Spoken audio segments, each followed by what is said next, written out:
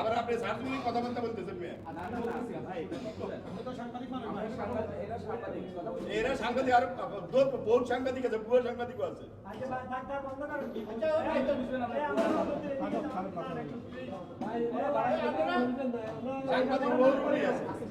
আপনি এইভাবে কথা বলেন কেন ভাই? আপনি ক্যাশিয়ার, তো আপনি এইভাবে কথা বলতে পারেন না। না না, উনি যেভাবে কথা বলে মনে হয় আমি আপনাদের বলছি অনুমতি ছাড়া আপনি ভিডিও করতেছেন কেন? অনুমতি ছাড়া তো ভিডিও বাংলাদেশ সব জায়গায় আমরা আবার আপনি বাংলাদেশ সব জায়গায় ভিডিও করলে কি আপনি কোনো কথা বলেন? আমরাও কি আপনি প্রথমে কথা বলতে কথা বলছি। আপনার নাম আছে? থাক থাক টাকা মানে কথা বলেন না না ভাই, উনি যেভাবে আচ্ছা ঠিক আছে। আমি তো ভাই যখন হামলাটা হয় তখন অন দ্য স্পটে ছিলাম। সো একটা মানে মসজিদ কমিটির লোক একটা কি বলে যে সাংবাদিকের উপরে কীভাবে এরকম অতর্কিত হামলা করতে পারে, এটা আসলে আমি এর আগে কখনো দেখি নাই। ঠিক আছে, আমি এখানে লোকাল পোলাপাইন, আমরা এখানে সবসময় দেখি। তাদেরকেও ইনফর্ম করছেন, সো ইনফর্ম করার পরে ওরা আপনাদের উপর হামলা করছে, জিনিসটা আসলে মানে এটা দুঃখজনক।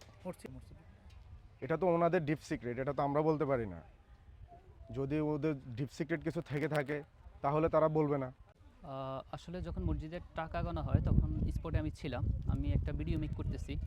তো এই সময় দেখতেছি যে এখানে হাতাহাতি হচ্ছে আর কি। তো এটা মূলত যতটুকু বুঝলাম বা শুনলাম, দেখলাম যে এখানে সাংবাদিক ছিল, সাংবাদিক হামলা করা হয়েছে।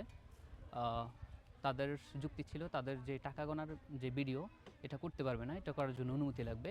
এটা শোনার পরেও তারা হামলা করলো এবং গায়ে ধাক্কা দিল বা হচ্ছে যাই হাতাহাতি পর্যায়ে চলে গেল। বিষয়টা খুবই দুঃখজনক।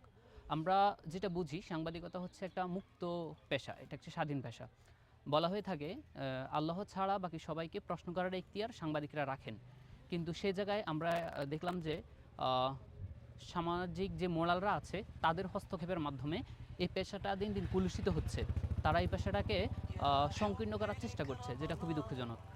তো সেক্ষেত্রে আমি যা দেখলাম যে আপনারা হচ্ছে ইয়েটা করতেছিলেন, ভিডিও করতেছিলেন, তো ওনারা হঠাৎ আপনাদের উপরে মানে এই বিষয়টা নিয়ে হামলা করা শুরু করলো আর কি। তো এখন ওটা তো তাদের উচিত হয়নি এই হামলাটা করা। এই ঘটনাটা আমি মানে ভালো দৃষ্টিতে দেখতেছি না আর কি, এটা অবশ্যই খারাপ হয়েছে।